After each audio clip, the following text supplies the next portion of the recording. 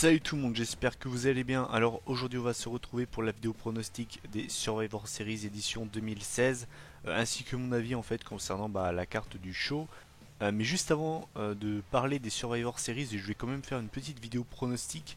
En fait ça va être une vidéo pronostic 2 en 1 puisque je vais également pronostiquer les matchs de NXT TakeOver Toronto.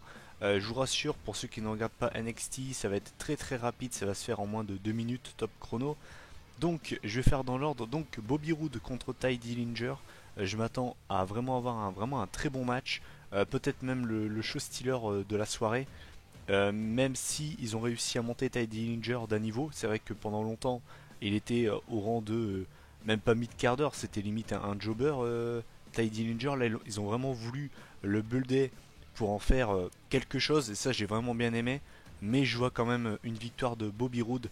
De Glorious Bobby Roode pour pourquoi pas par la suite aller défier Shinsuke Nakamura pour le NXT Championship. Donc voilà, je vois une victoire de Bobby Roode. Ensuite, donc pour la finale du Dusty Rhodes Tag Team Classic, on aura les Authors of Pain contre TM61. Personnellement, c'est vrai que j'étais très étonné qu'on ait ça en finale. Je m'attendais pas du tout à ce qu'on ait ces deux équipes en finale. Peut-être pas les Authors of Pain, enfin, eux, on va dire que ça ne me choque pas. Mais c'est vrai que TM61, je m'attendais pas forcément à avoir eux. Mais sinon, voilà. Au niveau de mon pronostic, donc, je vois une victoire des Authors of Pain pour aller défier par la suite les champions par équipe de NXT. Justement, en parlant de ça, donc, prochain match, donc, ce sera pour les NXT Tag Team Championship dans un 2 out of 3 falls match. On aura Johnny Gargano et Tommaso Ciampa, donc DIY, contre The Revival.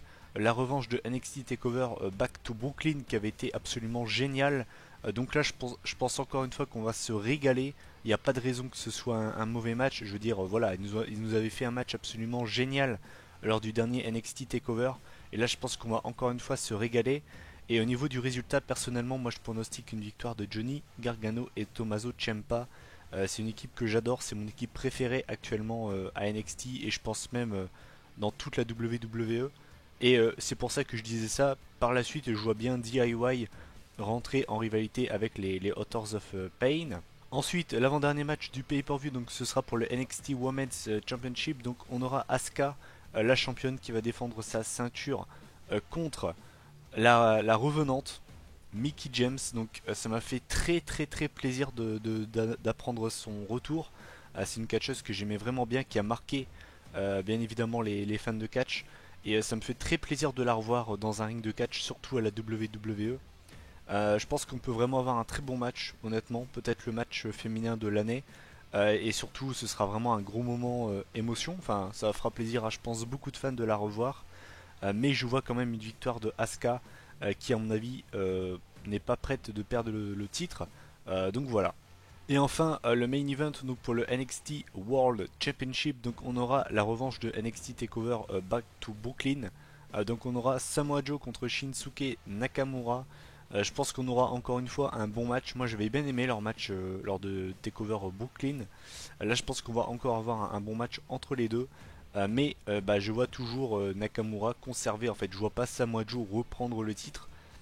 On nous dit, ça fait plusieurs semaines qu'on nous dit que Samoa Joe devrait normalement bientôt débuter dans le main roster. Donc personnellement, je vois une victoire de Shinsuke Nakamura et c'est vraiment un pay-per-view que j'attends avec grande impatience. Je pense vraiment que ça va être du très très lourd ce pay-per-view. Voilà, donc j'en ai terminé avec NXT TakeOver Toronto. Donc là, on va pouvoir parler des Survivor Series. Je vais essayer de faire la vidéo pronostic la plus courte possible. Donc on va commencer par le match pour le titre Cruiserweight. Donc on aura d'un côté D. Brian Kendrick qui représentera Monday Night Raw. Et de l'autre côté, on aura Kalisto qui fait son retour de blessure depuis très peu de temps. Lui qui représentera donc SmackDown. Donc c'est vrai que c'est un match qui je pense peut être vraiment pas mal si Kalisto ne botche pas, faut le préciser, parce que même si Kalisto à niveau botch c'est pas Sin Cara, ça lui arrive quand même de botcher. Je pense que voilà, c'est quand même deux catcheurs qui n'ont pas du tout le même style de catch. Je pense que le mélange des deux peut vraiment donner un match sympa. Je pense qu'il faudra s'attendre à un bon match entre les deux. Peut-être pas le meilleur match de la soirée, mais je m'attends pas à avoir un mauvais match, quoi. Je veux dire, Kalisto contre Brian Kendrick, ça s'annonce quand même bon. Et au niveau du résultat, personnellement, je vois pas Brian Kendrick perdre le titre. Pourquoi? J'ai vu qu'il y avait des rumeurs justement qui nous disaient que Kalisto pourrait gagner et donc que la division Cruiserweight pourrait débarquer à SmackDown. Personnellement, je n'y crois pas. Je trouve que SmackDown s'en sort parfaitement au niveau du booking actuellement, au niveau de ses shows hebdomadaires. Je pense qu'ils n'ont pas besoin d'une division en plus. Voilà. Et puis, personnellement, je pense qu'honnêtement, des deux shows, celui qu'on a le plus besoin de la division Cruiserweight, ça reste quand même Raw. Parce que même avec les Cruiserweight, on voit qu'ils galèrent. Hein, on va pas se le cacher, les weekly d'Euro sont beaucoup trop longs, les 3 heures d'Euro sont beaucoup trop longs. Et même avec les Cruiserweight en plus, ils arrivent quand même, enfin ils galèrent quand même à caser, on va dire.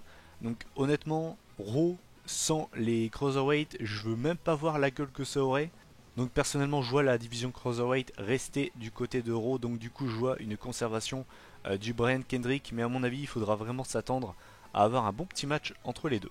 Ensuite, donc le prochain match, donc ce sera pour le titre intercontinental. Donc on aura le Miz qui défendra donc son titre fraîchement récupéré lors du dernier épisode de SmackDown dans vraiment un bon match pour du show hebdomadaire face à Dolph Ziggler. Donc le Miz qui défendra donc sa ceinture face à Sami Zayn. Donc on aura encore une fois Raw contre SmackDown. C'est un match que j'attends parce que je pense vraiment qu'on peut avoir un bon match, surtout qu'on aura donc Sami Zayn qui sera chez lui au Québec. De l'autre côté, on aura le Miz qui est peut-être le meilleur heel actuellement à la WWE. Il a aucun problème à se faire siffler. Il joue avec le public comme il veut. Donc ça risque vraiment d'être un match très chaud en tout cas. Au niveau du public, il y aura une très bonne ambiance, je pense. Le match en lui-même, je pense, sera vraiment très divertissant. Avec bien évidemment Sami Zayn qui, comme d'habitude, aura le rôle de l'Ultimate Underdog. Et voilà, c'est un rôle qui lui colle parfaitement à la peau. C'est un match vraiment que j'attends avec impatience parce que je pense que ça va vraiment être un match très divertissant. Beaucoup de psychologie, je pense. Et ça peut peut-être être le show stealer de la soirée. En tout cas, bien booké, ça peut vraiment être un match très très divertissant. Et au niveau du pronostic, eh bien, c'est pas très facile en fait. C'est-à-dire que d'un côté, je me dis que le Miz va repartir champion. Voilà, le mec vient de récupérer le titre et c'est vrai que je le vois mal perdre le titre aussi rapidement. On va dire que ça, c'est mon côté objectif qui me fait dire ça. Et il y a mon cœur qui me dit que j'ai vraiment envie de voir Sami Zayn repartir champion, surtout qu'il sera devant son public donc au Canada. Et honnêtement, pour une fois, j'ai envie de choisir le choix du cœur, l'appel du cœur. Et donc je vais pronostiquer une victoire de Sami Zayn. Il sera devant chez lui au Canada. Et ce serait tellement bien et tellement beau pour lui dans son pays natal. Donc personnellement je vais voir une victoire de Sami Zayn qui du coup ramènerait le titre intercontinental du côté de Raw. Mais ne vous inquiétez pas, j'aurai une explication plus tard. Je vais vous expliquer pourquoi je vois ça arriver. Donc voilà, je vois une victoire de Sami Zayn, mais dans tous les cas ça risque d'être un match vraiment très très divertissant. Ensuite, on aura un match 10 contre 10, traditionnel Survivor Series Tag Team Match. Donc, on aura la team Raw contre la team SmackDown. Donc, dans la team Raw, on aura les Shining Stars, Sheamus et Cesaro, le club, le New Day et Soft. Dans l'équipe de SmackDown, on aura Breezango, les American Alpha, les Usos, les Hype Bros et les champions de Beauty and the Beast, donc Heath Slater et Rhino. Donc c'est un match qui s'annonce quand même intéressant. Enfin je veux dire honnêtement, c'est vrai que pour moi il y a peut-être trop de catcheurs. Alors après vous allez me dire que je suis chiant, mais je trouve que là quand même 10 contre 10, c'est quand même énorme. Il suffit de voir la photo. Les mecs ils ont dû galérer à tout caser quoi. Tellement il y a de catcheurs dans ce match. Mais sinon voilà, je pense qu'honnêtement, faut quand même pas s'attendre à un mauvais match. Je veux dire avec les équipes qu'on a. Bon c'est vrai qu'on a quand même des équipes, on se demande ce qu'elles foutent là. Hein. Par exemple, les Shining Stars, c'est là que tu vois quand même qu'Arrow il y a un problème quoi. Quand t'as les Shining Stars qui sont dans un pay-per-view, bon, tu te poses des questions quand même quoi. Sinon, donc au niveau de mon pronostic, eh bien personnellement, je vois l'équipe de SmackDown s'imposer. J'ai pas vraiment d'argument en fait, mais je vois quand même l'équipe de SmackDown s'imposer. Je pense qu'ils vont pouvoir faire perdre le New Day. Je sais pas si vous avez déjà remarqué, mais dès qu'ils peuvent faire perdre le New Day quand les titres sont pas en jeu, ils se font un plaisir de le faire. Là, encore une fois, le New Day ne défend pas ses ceintures, ce qui reste quand même un énorme problème selon moi. Ils ont franchement très très peu défendu leur titre hein, pendant leur énorme règne, et c'est quand même assez problématique. Mais note à part, je vois une victoire de la team bleue, donc victoire pour moi de SmackDown. Surtout qu'il y a quand même beaucoup de tension dans l'équipe de Raw, notamment entre le New Day, le club avec Soft, Sheamus et Cesaro qui s'entendent pas vraiment. Donc c'est vraiment une équipe qui est vraiment chaotique en termes d'entente.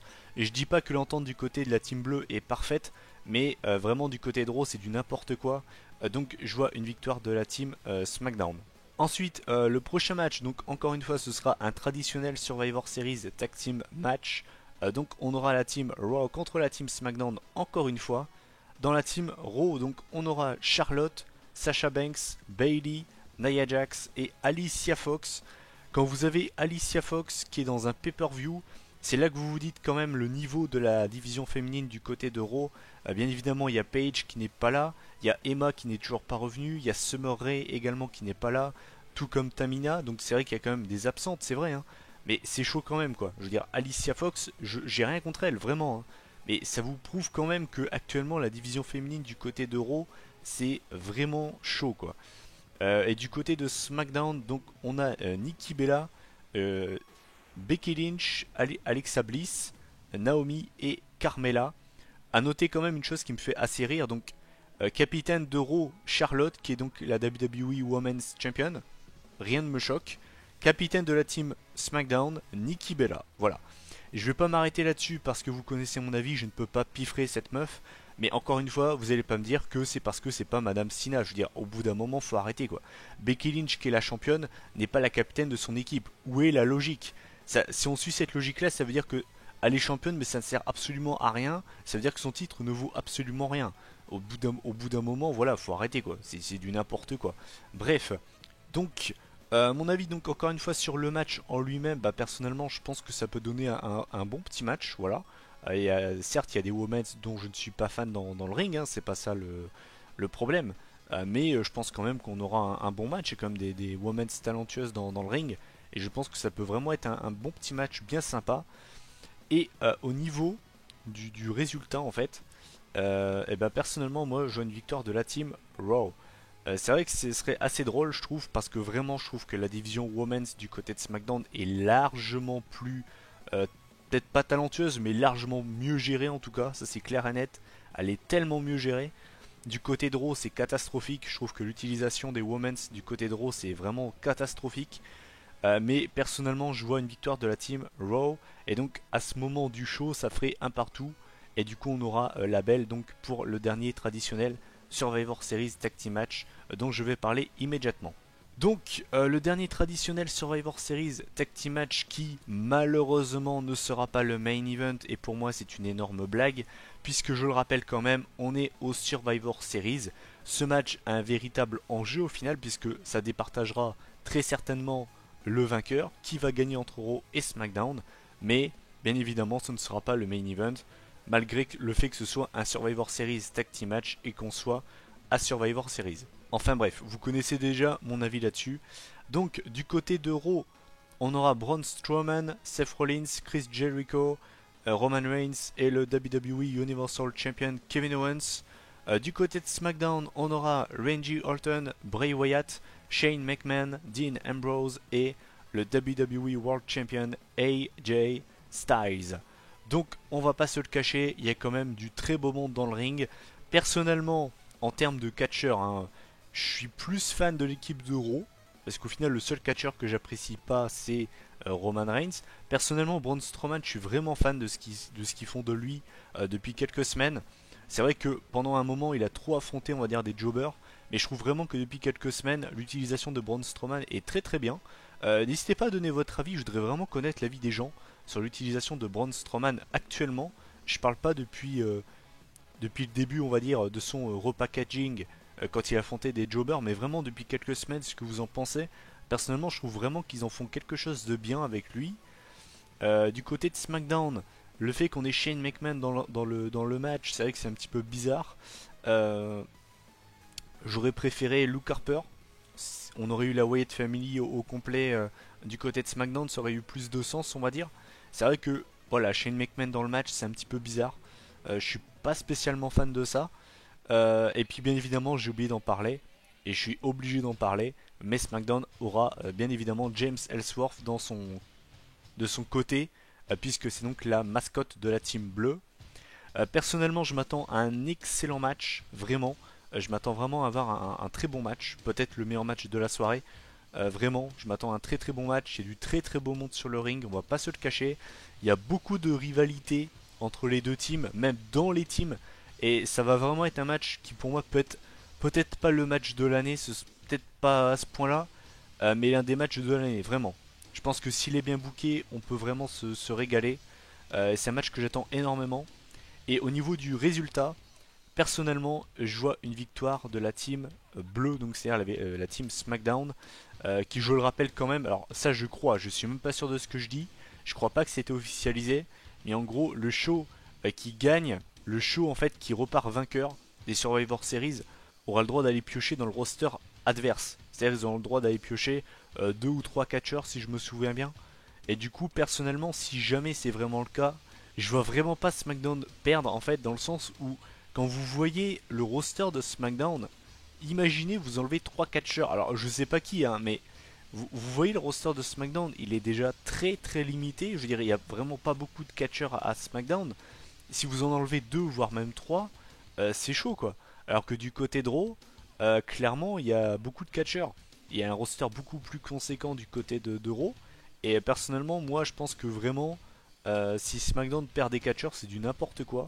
Et j'aimerais vraiment que SmackDown s'impose pour pourquoi pas aller piocher des mecs comme Sami Zayn, pourquoi pas des mecs comme Cesaro. Et c'est pour ça que je disais ça, c'est-à-dire que pourquoi j'ai pronostiqué une victoire de Sami Zayn, bah tout simplement car Sami Zayn repartirait du côté de Raw avec le titre intercontinental, mais grâce à la victoire de SmackDown, il pourrait tout simplement aller prendre Sami Zayn, le ramener du côté de SmackDown, et du coup il récupérerait le titre intercontinental plus Sami Zayn, et on va pas se le cacher, ce serait quand même vachement cool. Donc voilà pourquoi je pronostique une victoire de la team SmackDown. Dans tous les cas, je pense que ça va être un très bon match et j'attends vraiment ce match avec impatience. Et enfin, le main event du pay-per-view, je ne l'attends pas du tout, vraiment. Donc ce sera le retour de Goldberg dans un ring de la WWE après plus de 12 ans d'absence face à Brock Lesnar. Match que je n'attends pas du tout pour 2 raisons. J'ai pas envie de rester 3 heures sur ce match, vraiment, j'ai pas envie de m'énerver. Pourquoi j'attends pas ce match? Pour 2 raisons, c'est très simple. De un, parce qu'on a Brock Lesnar dans le ring, et de l'autre, parce qu'on a Goldberg. Voilà, ces 2 raisons me suffisent à me dire que je n'attends pas ce match. Les matchs de Brock Lesnar en 2016 se résument à German Suplex F5. Et Goldberg, c'est un gars qui n'a plus catché depuis plus de 10 ans, 12 ans à la WWE. C'est un gars qui, même s'il est encore en très bonne forme pour l'âge qu'il a quand même 50 ans, et surtout n'a plus catché depuis 10 ans. Et honnêtement, je peux pas attendre ce match. J'ai vraiment peur qu'il nous fasse un match mais nul à chier. Mais vraiment, mais j'ai vraiment peur de voir ce que ça va donner. Pourtant, j'en attends rien parce que je sais que ce sera mauvais. Et honnêtement, si ils font une belle performance, je serai le premier à dire franchement, je m'étais trompé, bravo aux deux. Mais honnêtement, je pense que ça va être l'un des pires matchs de l'année. Je veux dire, on a eu Lesnar Orton à SummerSlam, c'était catastrophique. Je pense que ce match-là rentrera directement en lice dans la catégorie du pire main event de l'année avec le Lesnar Orton. Je veux dire, ce match, je ne l'attends pas du tout. Je pense qu'on va se faire chier, ce sera chiant, et voilà. Et surtout au niveau du résultat, personnellement, si Goldberg bat Lesnar, les gars, je vous le dis direct, je vais péter un câble. Mais j'ai déjà tenu ce discours-là pour Dean Ambrose et Randy Orton cette année. Alors là, les gars, je peux vous prier de me croire que si c'est Goldberg qui bat Lesnar, mais je pète un câble, je crois mon cerveau explose, mais vraiment. C'est-à-dire que, pourquoi est-ce que ça me ferait péter un câble? Déjà de 1, parce que je n'aime pas Goldberg, je n'ai jamais été fan de Goldberg. Je parle bien du catcheur, hein, pas l'homme, l'homme j'ai rien contre lui. Hein. Mais je n'ai jamais été fan de Bill Goldberg dans un ring. Tout le monde dit que Roman Reigns, il est nul dans un ring. Goldberg, c'est une sous-version de Roman Reigns, clairement. Et je suis prêt à me prendre des galets dans la tronche pour avoir dit ça. J'assume totalement ce que je dis. Et puis surtout, Bill Goldberg, ça fait plus de 10 ans que le mec n'a pas catché. Et c'est-à-dire que, est-ce que vous vous mettez dans le contexte? C'est-à-dire que d'un côté, on a un gars qui n'a pas catché depuis plus de 10 ans, qui a la cinquantaine, et voilà. Et de l'autre côté, on a un gars qui marche sur le roster de la WWE depuis plus de 2 ans, qui n'a plus subi un seul tombé clean depuis plus de 2 ans, et Vous allez me dire que c'est un gars qui a plus de 50 ans, qui n'a plus catché depuis 10 ans, qui va le faire. Comment vous voulez que j'avale la pilule? Et puis alors, surtout, ça me ferait bien rire, parce que ça me fait bien rire quand même. Les gens qui ont pété un câble, que ce soit Lesnar qui ait cassé la streak du Taker, plein de gens ont dit c'est scandaleux, c'est honteux, c'est pas lui qui aurait dû le faire. Mais alors, si les gars, vous voulez voir une victoire de Goldberg, vous êtes totalement illogique. Parce que là, les gars, si pour vous, le fait que Lesnar ait mis fin à la streak, c'est une honte, le fait que ce soit craché sur la streak, les gars, si Goldberg bat Lesnar, mais la streak ne veut plus rien dire. C'est-à-dire que si demain, ça veut dire que t'as un gars qui n'a plus catché depuis 10 ans, qui a 50 ans, qui arrive en mode YOLO, j'affronte le meilleur mec de ta compagnie, et puis bah je vais le battre. Donc ça veut dire que ta streak de l'Undertaker, elle ne vaut plus rien, mais vraiment. Hein. Donc essayez d'être logique des fois. Si pour vous, vous voulez voir Goldberg battre Lesnar, ça veut dire que la streak ne veut plus rien dire. Et personnellement, je vous le dis, ça me ferait bien chier. Donc clairement, si Goldberg bat Lesnar, je pète un câble, je vous le dis direct. En plus de ça, il a dit que c'était soi-disant son dernier match. Généralement, quand tu fais un dernier match, tu perds. C'est comme ça que ça marche. Donc, si Goldberg bat Lesnar, vous allez vraiment m'entendre, je vous le dis direct. Mais dans tous les cas, ça va être un match bien chiant. Et je n'attends pas ce match du tout. N'hésitez pas à donner votre avis en commentaire sur ce match, ce que vous en pensez. Mais clairement, moi, je ne l'attends pas du tout. Voilà donc mon avis sur ce pay-per-view. Qu'est-ce que j'en attends? Qu'est-ce que j'en pense de la carte? Bah, personnellement, je trouve qu'on a une belle carte. Je pense que ça peut être vraiment un bon pay-per-view. Malheureusement, on aura le main event qui va, je pense, tout casser. Mais honnêtement, je pense que la carte, le pay-per-view en général, sera bon. Parce qu'on a vraiment des bons matchs. En tout cas, une belle carte, malgré le main event. Enfin, les Survivor Series Tag Team Match servent à quelque chose, ont de l'intérêt. Ça faisait longtemps que la WWE n'avait plus réussi à faire ça. Et c'est vraiment bien. Le seul gros point négatif que j'ai quand même à redire, c'est qu'on n'a aucun titre majeur qui est remis en jeu. Et ça me pose quand même problème. Et voilà. Après, vous allez me dire, tu peux pas tout avoir, c'est vrai. Mais ça me dérange quand même. Voilà. C'est quand même les deux titres majeurs de ta compagnie qui sont pas défendus dans un pay-per-view du Big Four. Ça me pose quand même un petit problème. Mais bon, on peut pas tout avoir comme on dit. Mais c'est quand même un pay-per-view que j'attends. Donc, bah voilà, cette vidéo est terminée. N'hésitez pas à donner votre avis en commentaire sur les deux cartes, donc NXT TakeOver Toronto et les Survivor Series. Quels sont les matchs que vous attendez, les matchs que vous n'attendez pas? Qu'est-ce que vous pensez du match entre Goldberg et Lesnar? Est-ce que vous aussi vous ne voulez absolument pas voir Goldberg battre Lesnar? Pour ce qui est des vidéos résultats, donc NXT TakeOver Toronto, j'essayerai de la sortir dimanche. Si jamais j'arrive pas à la sortir dimanche, je vous la sortirai milieu de semaine, je pense. Et pour ce qui est des Survivor Series, comme d'habitude, j'essaierai de la sortir lundi. Et bah, si j'y arrive pas, vous l'aurez mardi. Voilà. Donc n'hésitez pas à commenter, à liker, à partager cette vidéo si le cœur vous en dit. D'ici là, prenez soin de vous. Bon week-end de catch à tous. Salut tout le monde.